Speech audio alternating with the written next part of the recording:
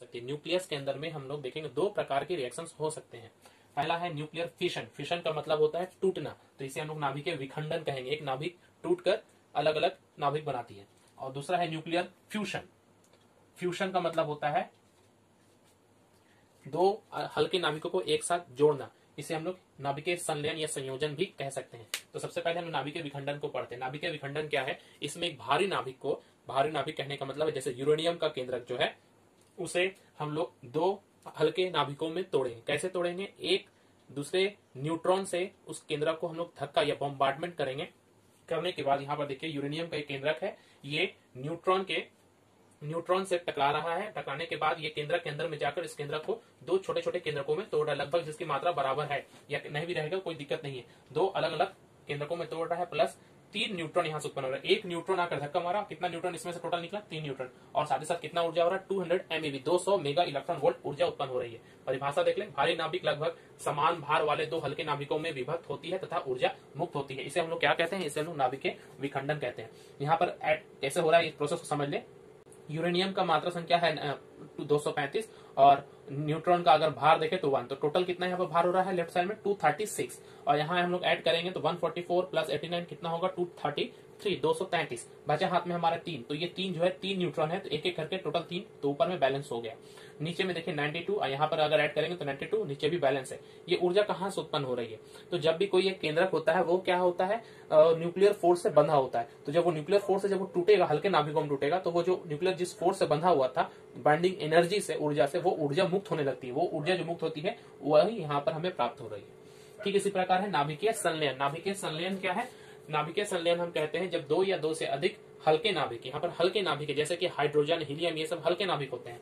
दो या दो से हल्के नाभिक संयुक्त होकर अपने से जो भारी अगर नाभिक का निर्माण करेंगे और बहुत अधिक इससे ज्यादा ऊर्जा अगर उत्पन्न होगी तो उसे हम लोग क्या कहेंगे? नाभिकीय संलयन कहेंगे। मतलब दो परमाणुओं को या दो केंद्रकों को आपस में जोड़ना है। तो यहाँ पर दो से अधिक है, जैसे कि यहाँ पर हाइड्रोजन लिया गया है, ये सूर्य के अंदर होने वाली क्रिया है, इसे बताऊंगा मैं। 4 प्रोटॉन्स, 4 प्रोटॉन्स यानी कि 4 हाइड्रोजन एटम्स लिए गए हैं 1H1, जो आपस में मिलकर हीलियम परमाणु बना रहा है 2He4, और 2 पॉजिट्रॉन्स निकल रहे हैं जिसे हम बीटा प्लस भी कहते हैं या पॉजिट्रॉन भी कहते हैं।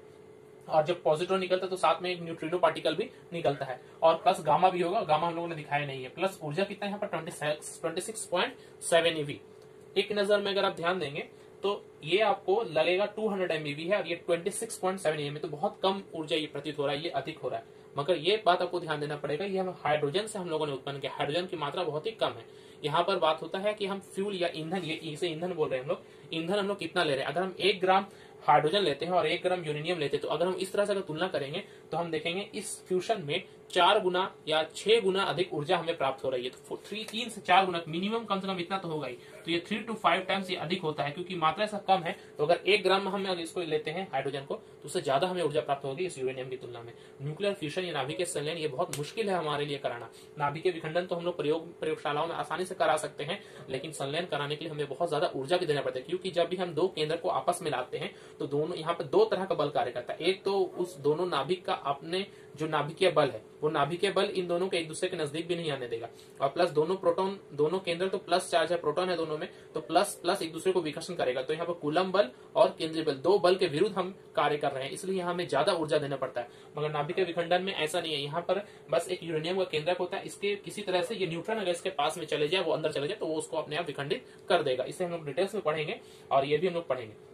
तो सबसे पहले न्यूक्लियर फिशन के बारे में हम पढ़ लेते हैं। जो प्रोसेस आप देखें, 92U235 प्लस 0N1 क्या बन रहा है? Barium 56, krypton 36, 3 neutron, 200 MeV।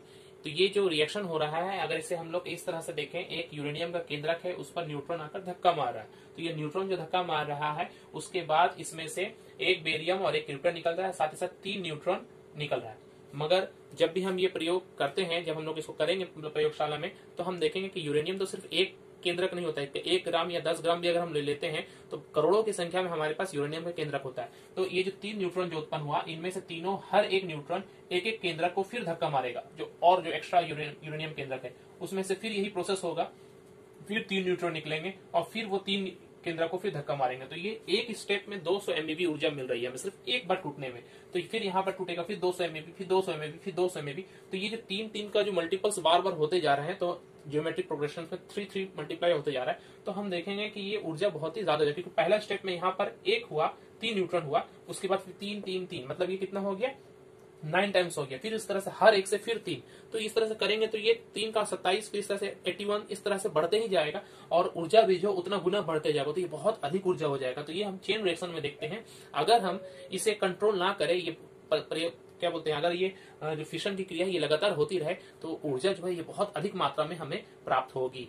अगर हम उसे कंट्रोल कर लेते हैं तो उसका उपयोग हम लोग घरों में बिजली उत्पन्न करने में या और वाहन चलाने में, ये न्यूक्लियर वेपन्स का या न्यूक्लियर एनर्जी का हम लोग उपयोग कर सकते हैं। लेकिन अगर हम इसे कंट्रोल नहीं कर सकते, ये ऊर्जा बहुत अधिक परिमाण में बढ़ते जाएगी, तो यही विस्फोट होने की संभावना रहती है, जिसे हम लोग सिंपल एटम बम के नाम से जानते हैं। तो यहाँ पर देखते हैं इसका लाभ भी है और हानि भी है। हानि क्या है, इसका विनाश के रूप में, एटम बम्स के रूप में इस्तेमाल हो सकता है, जो कि हम लोग जानते हैं सेकंड वर्ल्ड वॉर में जापान का जो हिरोशिमा नागासाकी शहर है, वहां पर एटम बम का विस्फोट हुआ था और कितने लोगों की मृत्यु हुई थी हमें पता है। और अगर इसका हमें अच्छा उपयोग करना है तो हम इसका उपयोग न्यूक्लियर रिएक्टर में करते हैं। एक वर्ड आएगा, न्यूक्लियर रिएक्टर एक बनाया गया है। देखिए न्यूक्लियर रिएक्टर में असल में ये मेन चेंबर है, ये चारों तरफ लेड धातु का एक चेंबर बना होता है, जिसके अंतर्गत इस तरह से यूरेनियम के रॉड्स रखे रहते हैं। यूरेनियम जो कि हमारा ईंधन, मेन ईंधन क्या है, यूरेनियम 235 मात्रा संख्या वाला जो यूरेनियम है वो यहाँ पर ईंधन का काम करता है। इस तरह से रॉड को रखा हुआ है और रॉड के बीच में, यहाँ पर बीच में देखिए जो मिडिल में है, वो कुछ पदार्थ जिसे हम लोग मॉडरेटर कहते हैं, वो रखा गया है। ये मॉडरेटर क्या क्या हो सकता है, तो मॉडरेटर अगर आपको पूछा जाए कि मॉडरेटर क्या है, यहाँ पर इसे नोट कर लेंगे। मॉडरेटर ड्यूटेरियम ऑक्साइड, जिसे हेवी वाटर कहते हैं, हेवी वाटर, हार्ड वाटर नहीं, ध्यान देंगे, हेवी वाटर। हाइड्रोजन का जो आइसोटोप है ड्यूटेरियम, उसका ड्यूटेरियम ऑक्साइड होता है। इसके अलावा और भी बहुत सारे तत्व हो सकते हैं। तो ये इसका कार्य क्या है, इसका कार्य भी हम लोग पढ़ेंगे, पहले इस पूरे प्रोसेस को समझ ले।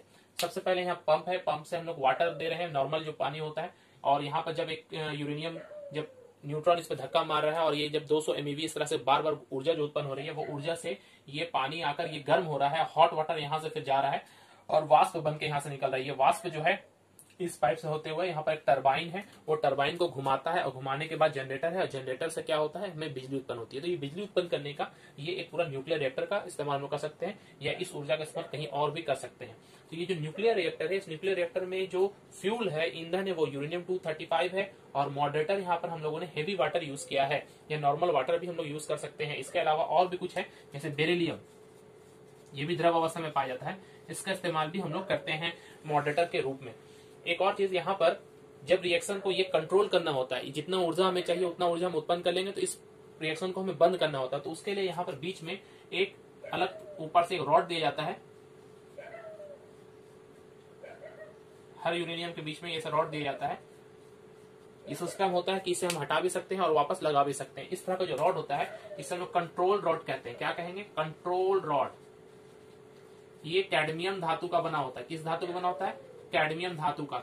इसका कार्य क्या है, कैडमियम धातु जो होता है वो न्यूट्रॉन का बहुत अच्छा अवशोषक होता है। तो जब एक यूरेनियम से बहुत सारे जब न्यूट्रॉन निकल रहे हैं, वो दूसरे यूरेनियम तक पहुंचने से पहले अगर इस धातु से होकर जाएंगे, तो वो न्यूट्रॉन इन्हें, कैडमियम को क्या करेगा, शोषित कर लेगा, और शोषित कर लेने के बाद क्या होगा, वो दूसरे यूरेनियम तक नहीं पहुंच पाएगा न्यूट्रॉन, और ये जो विखंडन क्रिया बंद हो जाएगी और ऊर्जा उत्पन्न होना बंद हो जाएगा। फिर जब हमें प्रक्रिया चालू करनी होगी तो हम इस रॉड को हटा देंगे, और जो यहाँ पर जो बाकी से जो फिर प्रोसेस चालू होगा, और फिर ये इस तरह से ऊर्जा उत्पन्न होते ही रहेगा।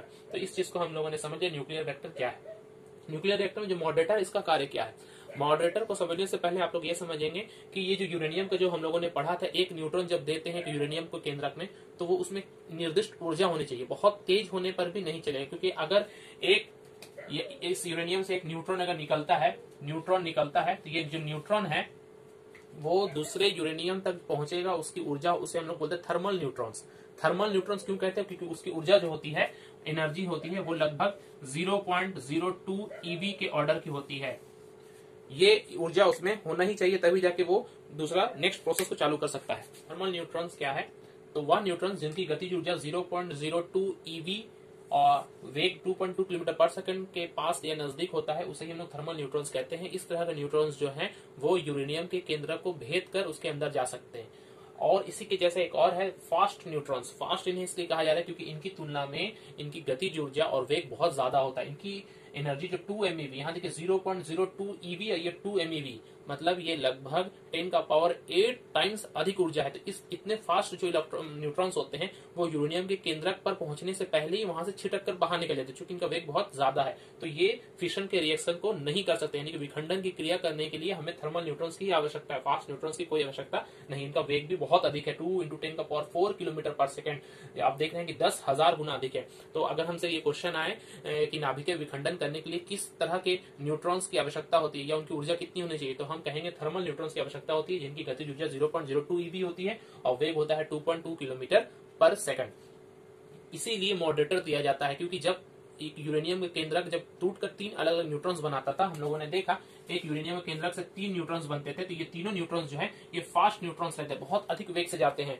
मगर मॉडरेटर जो होता है, जैसे कि वहां पर ड्यूटेरियम ऑक्साइड जो जल रखा हुआ है, भारी जल, वो क्या करेगा, इन न्यूट्रॉन्स को धीमा कर देता है। धीमा करने का मतलब उन्हें जब वो थर्मल न्यूट्रॉन्स का वेग उनके पास आ जाएगा तब वो दूसरे यूरेनियम को जाकर भेद कर सकते हैं। तो इस चीज को आप लोग समझ ले कि उत्पन्न होता है फास्ट न्यूट्रॉन्स, मगर ये फास्ट न्यूट्रॉन्स उत्पन्न होने के कारण अगर हम मॉडरेटर नहीं रखेंगे तो ये चारों तरफ छिटक जाएगा और प्रतिक्रिया अपने आप बंद हो जाएगी। तो हमें उन्हें एक वेग, उनके वेग को कम करना होता है, वो कम करने के लिए ही मॉडरेटर का इस्तेमाल होता है। तो अगर एग्जाम में क्वेश्चन आए कि न्यूक्लियर रिएक्टर में मॉडरेटर का क्या कार्य है, तो न्यूक्लियर रिएक्टर में मॉडरेटर जो है वो न्यूट्रॉन्स के वेग को कम करते हैं, अर्थात उन्हें थर्मल न्यूट्रॉन्स बनाते हैं। थर्मल न्यूट्रॉन्स बनाने के कारण वो विखंडन की क्रिया में मदद करते हैं। इस तरह से हम मॉडरेटर के बारे में समझ लेंगे।